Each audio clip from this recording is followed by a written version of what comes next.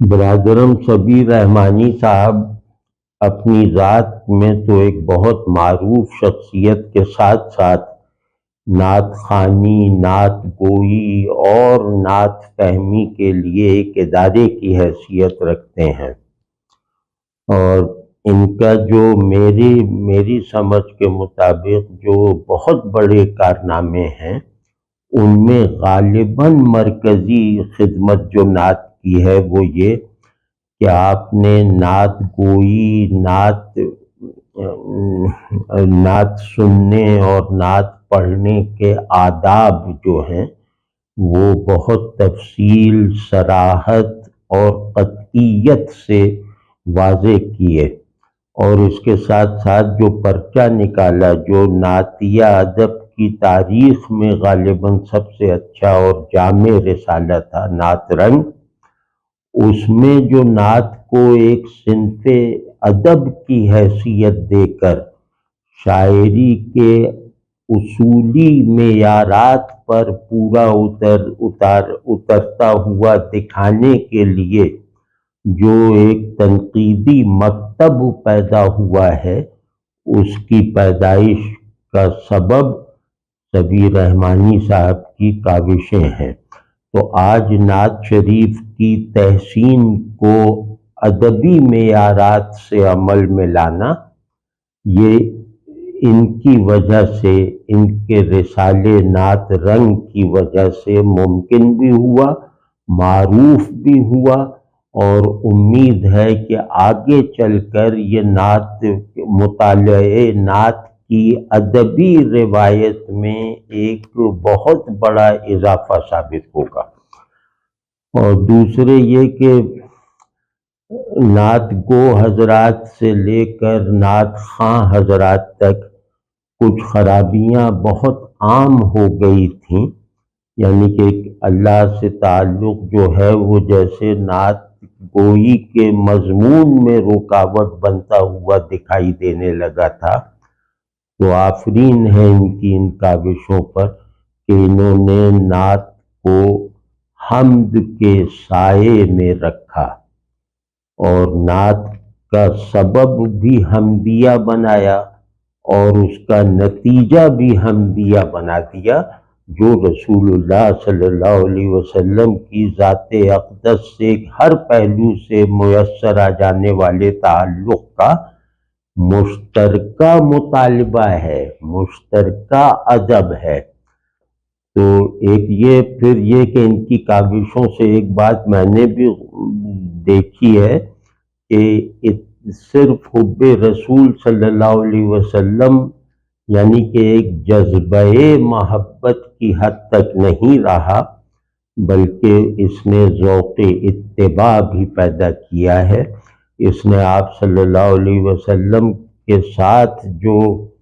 تعظیمی اور جو بلا شرط، بلا چونو چرا تعلق ہے، اس پر جیسے لوگوں کی نگاہوں کو مبذول کروایا ہے۔ تو یہ ظاہر ہے کہ نعت مقبول ہی اس وقت ہے جب وہ رسول اللہ صلی اللہ علیہ وسلم کی اتباع کا ذوق پیدا کرے اور اس اتباع میں چھپے ہوئے غیبی خزانوں کو لوگوں کی دسترس میں لا کر دکھائے۔ تو الحمدللہ انہوں نے مطلب یہ کہ انہوں نے واقعی حب رسول صلی اللہ علیہ وسلم کے اپنے بس بھر ضروری حقوق ادا کرنے میں نہ صرف یہ کہ اپنی نعت گوئی اور نعت خوانی سے کامیابی حاصل کر دکھائی، بلکہ ایک ایسا پورا دبستان نعت بھی جو ہے وہ وجود میں لانے میں یہ معاون ثابت ہوئے، جس نے رسول اللہ صلی اللہ علیہ وسلم کو جس کام کے لیے مبعوث فرمایا تھا اللہ نے، اس کام میں سب سے بڑا سہارا اور وسیلہ بنا کر دکھایا، یعنی اللہ کو پانا ہے رسول اللہ صلی اللہ علیہ وسلم کے وسیلے سے۔ تو جہاں یعنی کہ اب میں دیکھتا ہوں کہ نعت میں لوگ کوشش بھی کرتے ہیں کہ یہ جو رسول اللہ صلی اللہ علیہ وسلم کی پیروی کا جو مقصد وحید ہے،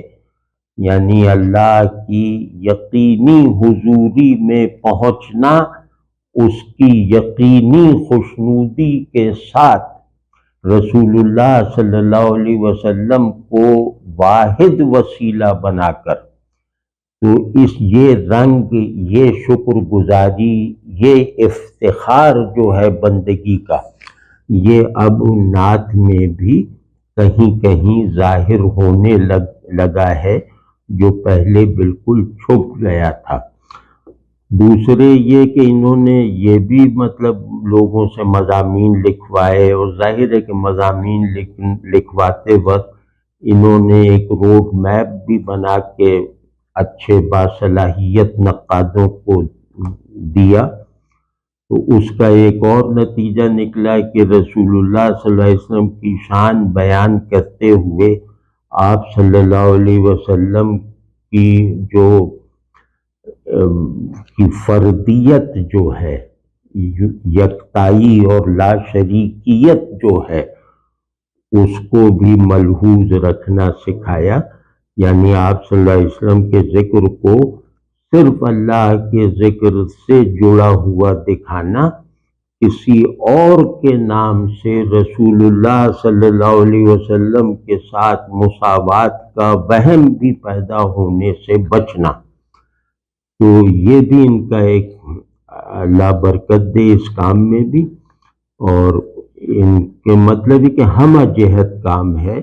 کاش نعت کہنے والے اور نعت خواں حضرات جو ہیں وہ ان کاوشوں سے فائدہ اٹھائیں، اور مطلب رسول اللہ صلی اللہ علیہ وسلم کے ساتھ محبت کو جو ہے وہ ولگرائز نہ ہونے دیں۔ یہ بدترین جرم ہے، یہ بدترین اہانت ہے رسول اللہ صلی اللہ علیہ وسلم کی، کہ آپ صلی اللہ علیہ وسلم کے ساتھ تعلق کے بنیادی ترین احوال کو جن سے بازار بنا دیا جائے۔ اللہ مجھے بھی محفوظ رکھے، سب کو محفوظ رکھے، اور اس کا مطلب اس کا سوچ کے بھی، اس کا خیال بھی آ جائے اس حرکت کا، تو آدمی کے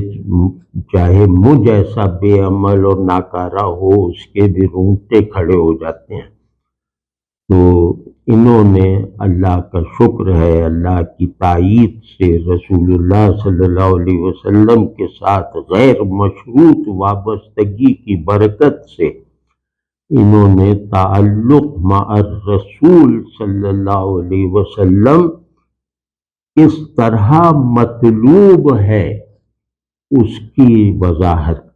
کر بھی دی، کروا بھی دی۔ تو اللہ ان کو رسول اللہ صلی اللہ علیہ وسلم کی خوشنودی نصیب فرمائے، رسول اللہ صلی اللہ علیہ وسلم کی شفاعت پر بلا حساب جو ہے وہ جنت میں داخلہ نصیب فرمائے، اور جنت میں رسول اللہ صلی اللہ علیہ وسلم کا صحابی بننا ودیت فرمائے۔ آمین۔